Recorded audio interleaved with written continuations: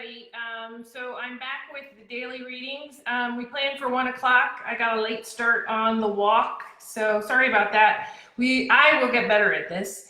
I hope everybody's doing okay. I am doing better. The pneumonia is passing. I'm doing my own quarantine just in case, there's not enough testing. I don't want to find out the hard way. I gave it to somebody else. So I've been walking the equivalent of a 5K every day because I'd like something positive to come out of all this. So if that's what, it's that old serenity prayer, change the things I can, let go of the rest, and be smart enough to know the difference. And getting outside and walking is something I can do. I'm sorry it took a pandemic to get me to walk regularly, but hey. And today I'm going to read from The Lone Valkyrie. Hi, Diane. Hope you're doing okay up there in New York. The Lone Valkyrie is a continuation of the Finnegan Dragonbender story. I know a lot of you love that story. That's in the same universe as Maggie Parker and The Witches of Cressler Street in Terra Novis. And it's a collaboration with Charlie Case, a great writer. I know that if you're in any of the groups, you've met him because he posts in there. And you've probably seen his cats. And so the Lone Valkyrie is Mila, who you met in Finnegan Dragonbender, and it's more of her story. You do see glimpses of Finnegan, who will be back. And so I thought it might be nice. We're all looking for things to do. You can be read to for an hour. And I'll talk to Michael Anderley, but maybe the new Lyra, maybe we can do a chapter from that. I don't know if that's appropriate because it's going to be a while before that particular one comes out. So I'll have given you a chapter and then you have to wait. So we'll see, but let me get started on this. If you have questions or you just want to say hello, write them in here and I'll be happy to answer them. Part of the reason, or actually the reason I'm doing this is so that we can all stay in touch as many ways as we can. My neighbors, for example, there's a ton of kids in this neighborhood. And on St. Patrick's Day, one of the mothers asked if we would all put shamrocks in our windows so the kids could count them on their walks. You saw that people are now putting back up their Christmas lights. There's just so many ways that we can feel connected even if we can't stand near each other. So that's what I'm trying to do here. And, like I said, feel free to ask me any questions. Maybe I'll try and do these from different parts of the dream house so you can see what it looks like. And I appreciate all of you so much. The day, the different ways you're helping your neighbors and you've been posting in my fan group, I am really proud of all of you. You're just wonderful, wonderful people. But without further ado, because you came here to hear something, here is The Lone Valkyrie, Chapter 1. Heather Resnick crouched beside the thick trunk of an old western red cedar, seeking a reprieve from the persistent nighttime rain. The boughs of the ancient sentinel, heavy with water, drooped low, but held off most of the late spring shower. She adjusted the 2 long daggers at her waist before pulling the hair tie from her ponytail and angrily regathered the stray hairs that had fallen into her face over the last hour and a half trek through the forest. Quickly spinning the long black hair into a tight bun, she resecured it with the tie and wiped the rain from her eyes. Why am I the one sent out into the middle of the woods every time? Victoria knows I hate the woods, Heather muttered, checking her watch. A vine that had wrapped its way around the base of the cedar over the last few years seemed to droop at her words. Heather sighed and stroked the young plant tenderly. Not you, little one. I love you.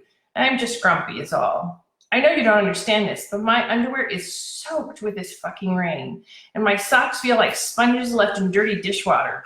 I would kill for a mission that took me to a beach somewhere. Hell, at this point, I would kill for a dry pair of underwear. The vine seemed to be satisfied with Heather's answer and pushed itself into her stroking finger like a cat trying to get every ounce of love it could from the simple action. Heather smiled and stroked the vine a few more times. As a Valkyrie, Heather's nature affinity was with vines and grasses. She had a special connection with them and was able to call for their assistance when needed. Compared to some of her sisters like Victoria, who could communicate with crows, or Mindy, who had entire wolf packs at her beck and call, Heather's nature affinity was mild. She could use it in very interesting ways, but it had taken her nearly 1,000 years and 20 lives to get there. Checking the small, full-color display of her watch again, Heather zoomed the tiny map out to get her bearings. She had to zoom out again before the map showed anything with a name attached to it. The town of Elk River was a good 5 miles to the south through wild forest. Ironically, there was no Elk River as in a body of water. There was an Elk Creek. Anyone who's seen a river and a creek knows the difference, but she supposed she would let the little town have a pass. It wasn't like they had much else going for them, being out in the middle of nowhere, northern Idaho. She sighed, switching the small screen off and peering out into the dark woods around her. The constant patter of fat raindrops drowned out most of the forest sounds, but frogs and crickets trying to continue the species by attracting mates made a sort of buzzing undercurrent of noise that further confused her senses. How the fuck am I supposed to find some dark magic user if the forest won't shut up for 1 minute? Damn it, Victoria. How about next time you give me a little more than, oh, we think there's a bad person out there using dark magic. Go find them and deal with it. She ground her teeth. You go deal with it, sister, if it's such a big problem. You do like to talk, don't you? A voice that sounded far too much like a young girl to be out in the woods alone in the middle of the night was right behind Heather. The Valkyrie spun around, her hands instantly holding the 2 long silver daggers in a defensive pose. A slightly built, but obviously adult, woman in a hooded black robe stood not 3 feet away. Her face was obscured in the dark hood, but the wet robe clung to her form. Arms crossed, she reminded Heather of a mean girl from high school, but otherwise completely unarmed. The 5 towering half-woman, half-human forms in a semicircle around her, on the other hand, were the definition of living weapons. Their wolf-like heads had teeth bared and ears laid back, ready to pounce. Long taloned fingers flexed, and their thick black tails swayed in the breeze. Unlike werewolves, these creatures didn't seem to have intelligence behind their yellow eyes beyond that of a dog, just a powerful lust to chase Heather down and maul her to death. The hooded woman saw Heather staring up at the 8-foot-tall beast with wide eyes. You like my rougarou? They were a gift from my master. A smile in her girlish voice as she reached over and pet one of their furry arms. They're not very smart, but they're loyal. Heather blinked and stood up straight, her initial shock wearing off. She stood a good 6 inches taller than the black-robed woman.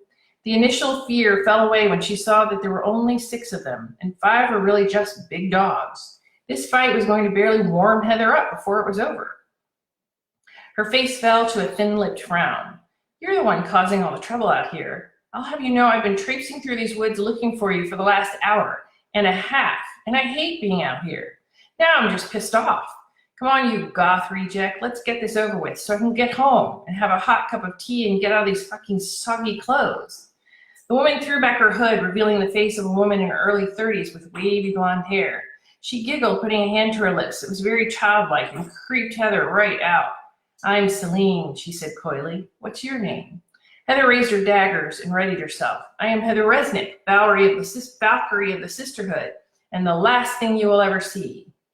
Celine's eyes went wide, and Heather saw that they were full of madness. Oh, a Valkyrie. Master will be so pleased to have you as a pet. I'm glad you came to see us. I didn't come to see you, you idiot. I came to kill you. Now tell me where this master is, and we can get this over with. Heather growled, gripping her daggers tighter. Oh, don't worry about that. I'll take you to him soon enough, Celine said in a suddenly deep and ominous voice. The rougarou attacked all at once, 5 sets of talons coming at Heather with astonishing speed. Heather put her arm up almost casually and formed a protective shield that wrapped halfway around her in a bubble. The talons raked against the invisible shield, sending out sparks that glowed golden in the night. Bunching her legs, Heather sprang forward, using the shield to bat the rougarou off their feet and onto their backs, getting within striking distance of her target, her free hand pointing the silver dagger at the robed figure's heart as she thrust.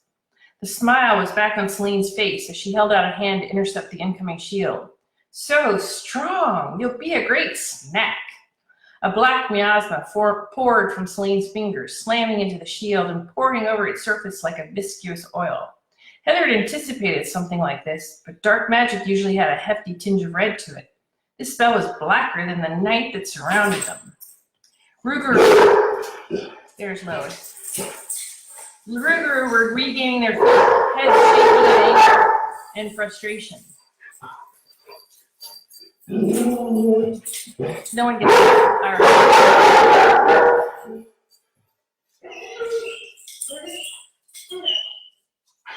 Sorry about that. That's Lois.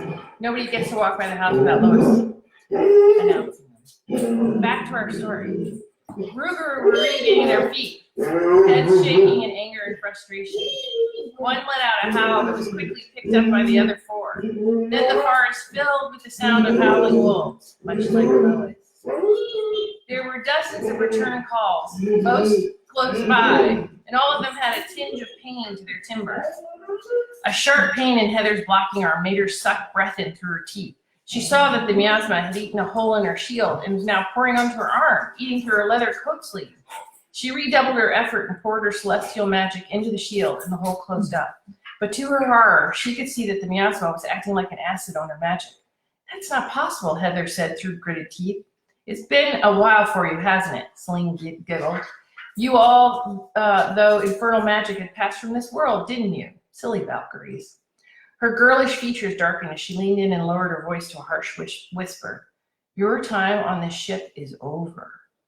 The infernal magic flowing from Celine doubled, then tripled. Heather struggled to keep up, channeling everything she had into her shield. With mounting dread, she realized it wouldn't be enough.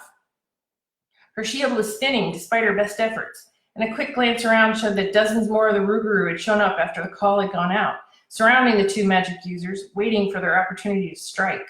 Heather knew this was going to be the last few minutes of her body's life. She would be back, but it would be another 20 years before she remembered she was a Valkyrie. She needed to let her sisters know what was happening up here. Dropping her dagger, Heather reached up to her watch and quickly scrolled to a button she had never used before. She hesitated, not wanting to be wrong, but when her shield suddenly formed several holes and infernal magic began to burn its way into her, she jabbed at the button. The watch attached to her magically enhanced phone sent a warning out into the ether. 2,000 miles away, Victoria Garra's phone chimed with a pre-written text that all Valkyrie-issued phones had stored in them. Sitting in her board meeting at the head of the long wooden table, Victoria picked up her phone and read the text she always dreaded to see. One of her sisters was dead. I'm sorry, Thomas. I need to take this. Can we reconvene in an hour? Victoria interrupted the man speaking. Thomas stuttered to a halt. Of course, ma'am. Victoria stood, adjusting her gray pencil skirt and walking out of the meeting, her heels cracking across the marble like angry gunfire. That is chapter 1 of The Lone Valkyrie. I hope you guys have enjoyed it. Grace, the marvelous admin, will somehow get this onto YouTube so it can be watched over and over. And we will get through however long this lasts together. We will support each other. We will lift each other up. We will be there to listen. And I will be back tomorrow. Let me know if there's something in particular you'd like to hear. It can be something you guys have read you just would like to hear out loud. This is going to be a group effort. So, you let me know what you want to hear. And stay safe. Take precautions. Try not to watch the news too much. Love you all, and I will see you later.